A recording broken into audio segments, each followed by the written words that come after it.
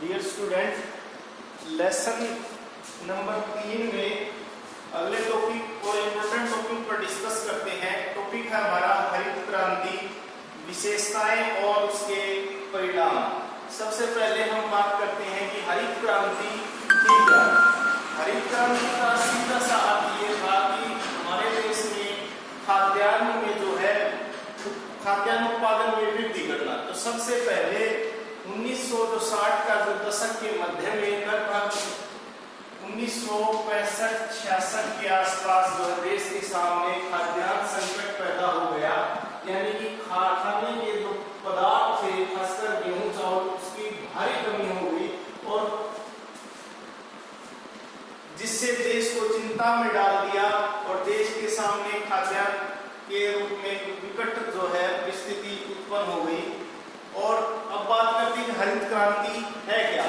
तो कृषि उत्पादनों में वृद्धि करना और देश को खाद्यान्न पदार्थों में आत्मनिर्भर बनाना और इसके साथ साथ कृषि में विज्ञान और तकनीकी दोनों का, विज्ञान और तकनीकी का प्रयोग करना क्या कहलाता है, हरित क्रांति कहलाता है। यानी कि खाद्यान्न उत्पादन जो थे उसको अधिक उत्पादन करना, साथ में देश को आत्मनिर्भर बनाना कि बाहर से आयात ना करना पड़े, और कृषि क्षेत्र का विस्तार के साथ साथ उसमें विज्ञान और तकनीकी का प्रयोग करना क्या कहलाता है, हरित क्रांति। तो हरित क्रांति का कई बार प्रश्न पूछा जाता है कि समय क्या था या उसका कार्यकाल क्या था। तो वो लगभग 1965 और 1975 का ये एक ऐसा समय था, दौर था, जिसमें हरित क्रांति उत्पन्न हुई। और ये मुख्य रूप से गेहूं और चावल के रूप में हुई, खासकर गेहूं में हुई कि गेहूं का रिकॉर्ड उत्पादन हुआ, नए नए बीजों का प्रयोग किया गया, नई नई तकनीकों का प्रयोग किया, पैदावार कई गुना बढ़ गई और इससे देश की आर्थिक जो है प्रगति हुई। यानी कि देश को जो है किसानों के साथ साथ देश की भी आर्थिक प्रगति हुई, आर्थिक संपन्नता हुई। और भारत में कई बार प्रश्न पूछा जाता है कि हरित क्रांति लाने का श्रेय किसे जाता है। वो जाता है सी सुब्रमण्यम को, और विश्व में हरित क्रांति लाने का श्रेय जाता है नोबेल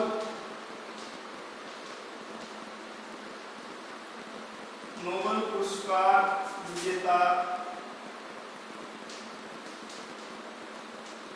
नार्मन को। और इसकी विशेषता कई बार प्रश्न आता है बहुत बार पेपर में कि हरित क्रांति की विशेषताएं या उद्देश्य बताओ। तो सबसे पहले कृषि विकास और कृषि का विकास करना और विस्तार करना।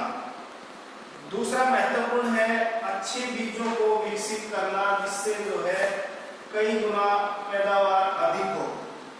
और तीसरा महत्वपूर्ण है कि दोहरी फसल उगाना, जैसे एक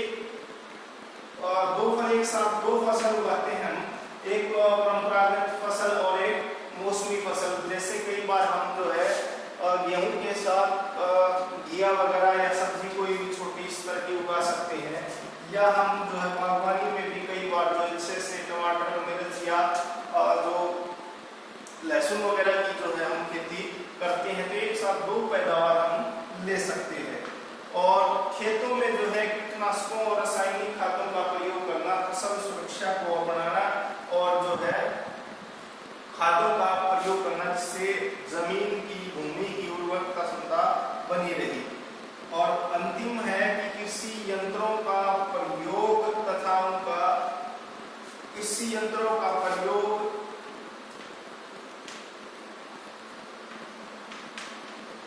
तथा अन्न भंडारण करना। ये हमारे देश में वर्तमान में भी एक बहुत बड़ी चुनौती है कि जो भी अनाज उत्पन्न होता है उसका केवल 20% हम भंडारण के रूप में रख पाते हैं। 80% जो अनाज है वो वर्तमान में भी खुले में ही पड़ा रहता है। तो ये कुछ विशेषताएं थी हरित क्रांति की। अब बात करेंगे इसके परिणामों के बारे में।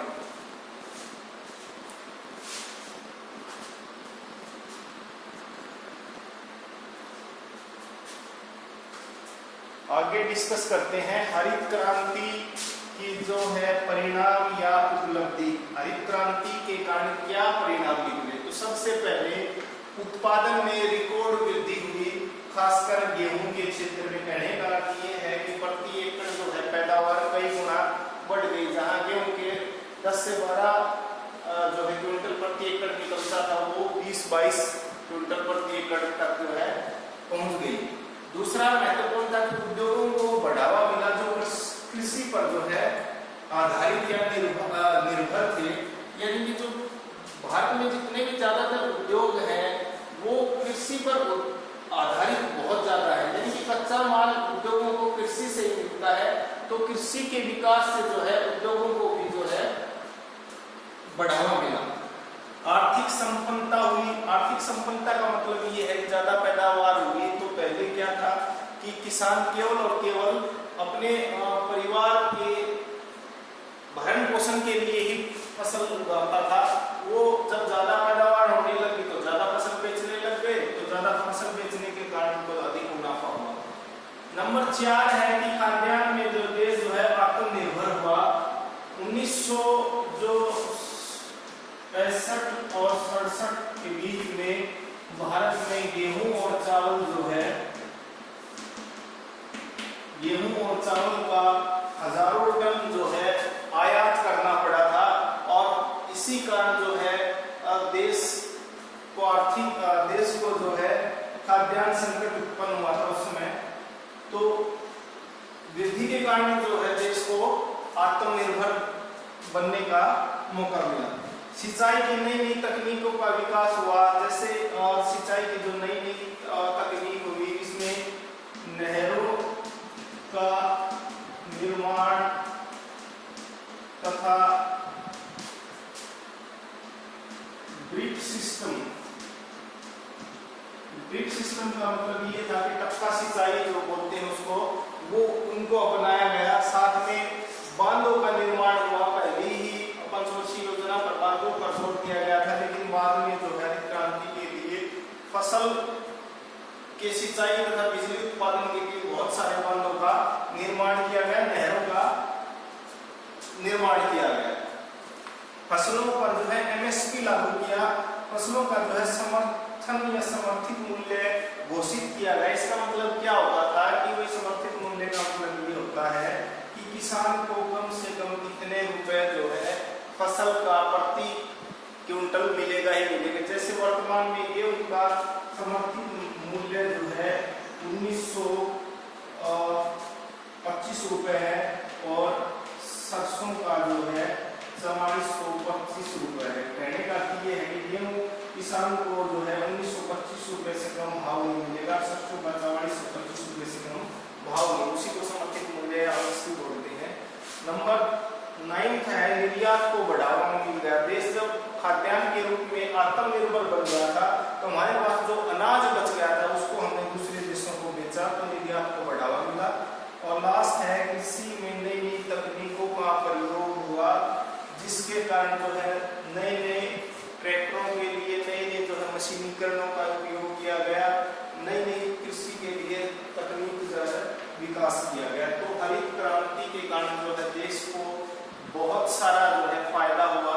तो हमने डिस्कस किया है कि हरित क्रांति क्या है, कहाँ से स्टार्ट हुई, किसको इसका श्रेय जाता है, हरित क्रांति की विशेषताएं क्या क्या थी और इसके क्या परिणाम निकले। आशा करते हैं कि आपको समझ में आया।